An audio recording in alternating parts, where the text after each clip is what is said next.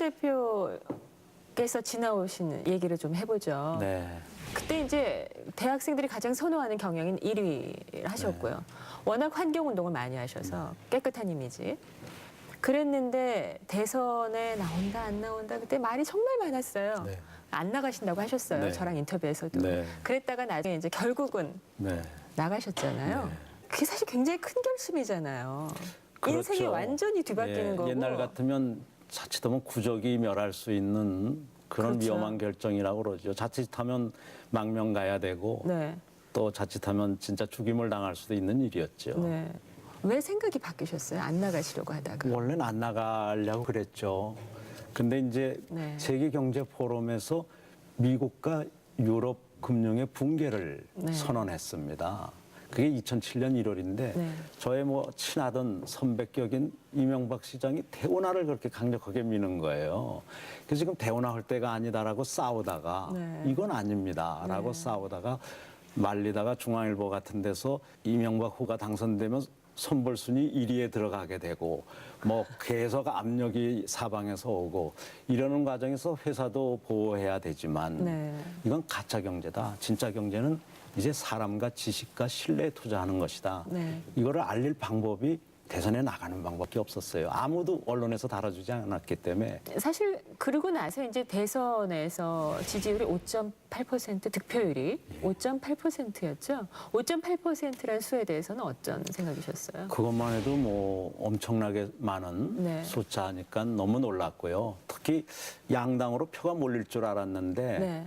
마지막 투표장까지도 제가 떨어질 줄 알고 찍은 사람이 그렇게 많은 거고 그냥 지지도는 뭐 10몇 %대였거든요. 여당에서 영입제의가 많았고 후보를 단일화하자는 제의도 많았죠. 네. 그럴 때 끝까지 안 하고 혼자 하셨잖아요. 네. 되돌아보면 그때 후보 연합에 대한 제안을 좀 고려할 걸 그랬나 하는 생각 해보세요. 아, 이제 같이 있었던 많은 동료들이나 네. 이런 분들을 생각하면 미안한 일이죠. 네. 또 이명박 그 후보가 이렇게까지 못할 줄도 정말 몰랐고요. 지금은 대통령이죠. 아, 대통령이시죠. 네. 예, 예. 그 당시는 양당이 다 네. 어느 정도까지는 재벌 중심으로 보였고, 네. 어떤 사람 중심 진짜 경제를 펼치기에는 과거에 너무 익숙하신 분들이었어요. 네, 네. 그래서 제3의 길을 확실히 이때 안 하면 네. 안 된다라는 생각 때문에 네. 제가 유혹에 흔들리지 말아야 된다. 네. 이렇게 굳건히 마음을 먹고 그런 단일화 요구라든가 또 뭐 후보 영입 요구 이런 거를 전부 거절했죠. 네.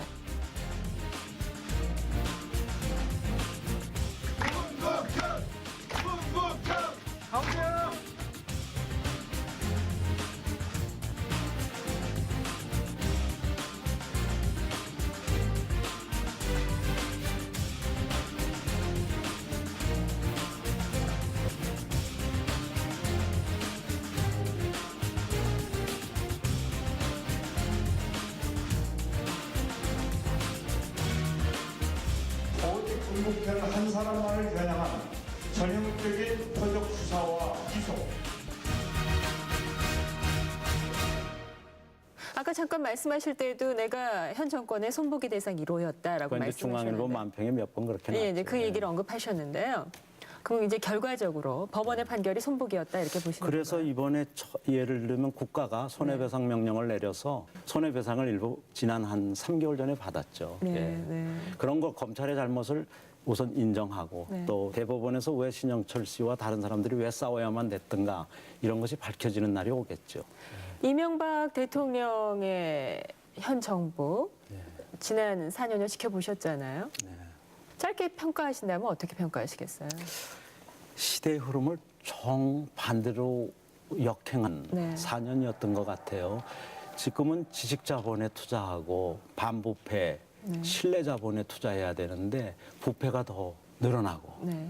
그리고 외형 위주로 가갖고 토건 중심으로 가서 세계 최대의 기업, 세계 최대의 건물, 세계 최대의 행사를 많이 했는데 양극화는 몇 배로 심해지고 젊은이들의 좌절이나 이 일자들의 질적 악화는 몇 배 심해졌죠. 네. 뉴 패러다임 강조하시잖아요. 네. 사실 지난 대선 때도 그런 얘기 많이 하셨어요. 네. 지금 이제 취업률이 낮고 네. 실업 문제가 심각하고 네. 네, 말씀하신 뉴 패러다임으로는 당장 취업률을 일자리가 높이면서 당장 일자리가 양쪽으로 한 300에서 400만 명이 늘어날 수가 있어요. 그리고 이제 변화 관리를 잘만 하면은 네. 교육 제도를 금세 집어넣을 수가 있고, 그래서 일단 일자리의 양을 늘린 다음에 교육에 의해서 일자리의 질을 높이면 우리는 실업 문제도 해결을 할 수가 있을 뿐만 아니라 지금 전 세계 GDP 70조 달러 중에 1조 달러를 저희가 담당하고 있는데 네. 이게 금세 2조, 3조 달러까지 올라가서 이제 일자리를 금방 늘릴 수 있다. 여기에 이제 많은 사람들이 정말 이렇게 회의적인 눈으로 네. 보는 게 사실이에요. 뭐 한두 번 속았나요? 그런데 그런데 정부는 그거를 일부러 안 했죠, 그동안은. 일부러 안 했죠. 왜 그러냐면 혹시 과로는 하지만 특근비를 많이 받던 노동계가 네. 너무 크게 반발하면 어떡할까. 네. 그다음에 또 고용률이 갑자기 한 10%포인트가 올라가서 사람이 모자라면 어떡할까. 노동조합이 강해지면 어떡할까. 이런 생각을 하죠. 이런 불안이 있는데 이것을 해결하는 능력이 없었던 거죠. 이 말씀을 쉽게 얘기하면 예를 들어서 3교대 하던 직장이 4교대를 해서 더 많은 사람을 투입한다. 그러든가 현재 1교대 하던 데가 2교대 1조만 되고, 있던 예. 데가 1.5조를 한다든가 또 2조만 있던 데가 3조를 간다든가 그러면 사람들이 받는 임금은 주나요?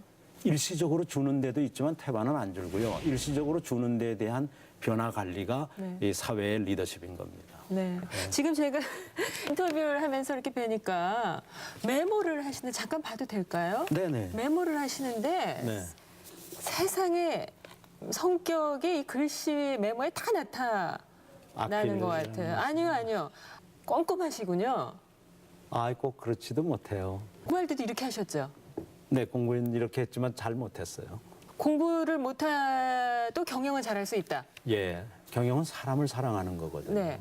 남을 성공시키는 거지 네. 자기 성공을 하는 게 아니거든요. 네. 자기 성공을 하는 사람은 오래 못 가요. 그러나 올바른 경영자라면 부모나 선생님처럼 제자들이, 자녀들이 자기보다 낫게 되게 하기 위한 방법을 찾는 거기 때문에 네.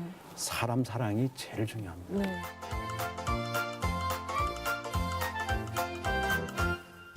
안녕하세요, 문국현 대표님. 저는 23살 이나입니다. 제가 취업을 앞두고 있는데 요즘에는 취업하는데도 외모가 중요하다고 하는데 얼굴이 예뻐야만 꼭 취업이 되나요? 제 얼굴 보면 얼굴 때문에 직장 가는 건 아닌 것 같습니다. 옛날부터 신원 서판이라는 말이 있었는데 그때도 신이 꼭 얼굴이 예쁜 것보다도 어려서 어떤 기나 혼이 있느냐였고요.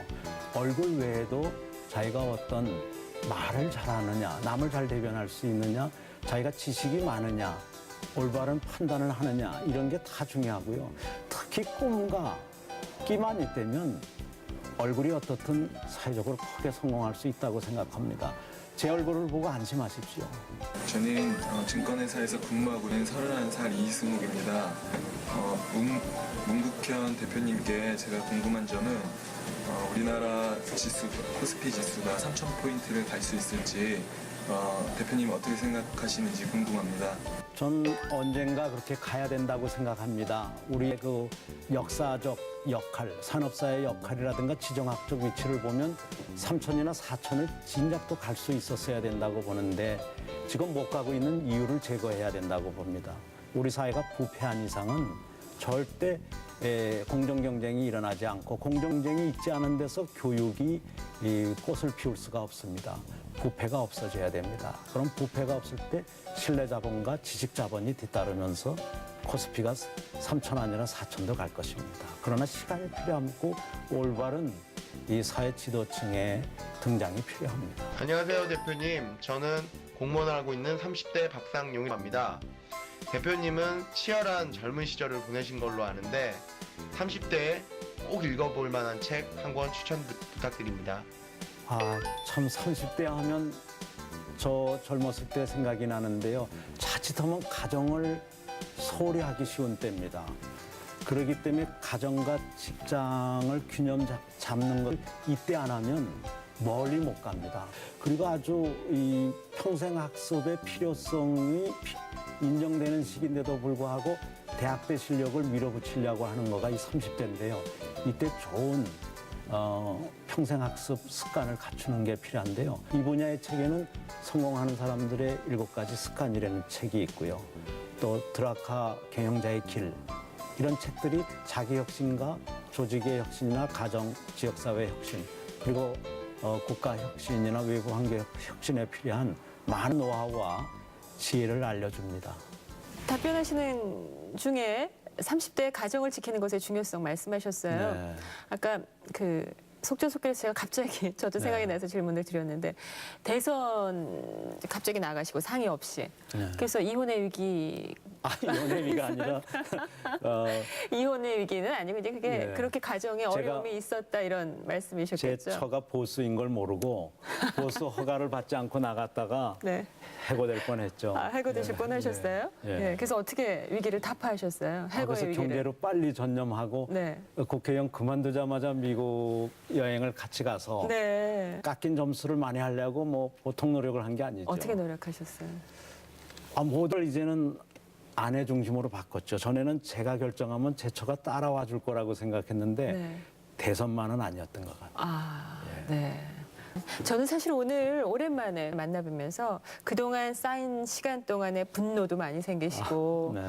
회한도 있으시고 그러실 네. 줄 알았는데 그런 게 그리 많지 않으세요. 사실은 저는 아직도 저는 너무나 많은 사랑과 혜택을 네. 이 사회로부터 받았다고 생각하지 그 한 번의 따돌림이나 린치를 받았다고 해서 의기가 죽거나 사기가 죽지도 않았지만 사회적 책임을 잊어본 적은 한 번도 없습니다. 린치를 당했다고 생각하시는군요. 그렇죠. 이건 뭐 그런 잘못된 몰상식한 일이었죠. 네. 앞으로 그러면 나는 다시 사회 공헌에 대한 걸 잊지 않았다고 하시면 네. 어떻게 하실 계획이신가요? 일단 우리 경제가 네. 육체 경제에서 지식 경제로 빨리 가도록 그리고 국제사회가 같이 호흡을 맞추도록 네. 국제사회와 연대해서 일자리를 많이 늘리고 개인의 발전이 결국 가정이나 기업이나 국가의 발전이 되도록 그 일을 계속하고 싶죠. 네, 알겠습니다. 말씀 잘 들었고요. 오늘 인터뷰를 통해서 문국현 대표를 다시 만난 느낌이 네, 고맙습니다. 들었습니다. 네. 오늘 시간 내주셔서 감사합니다. 고맙습니다. 네, 고맙습니다.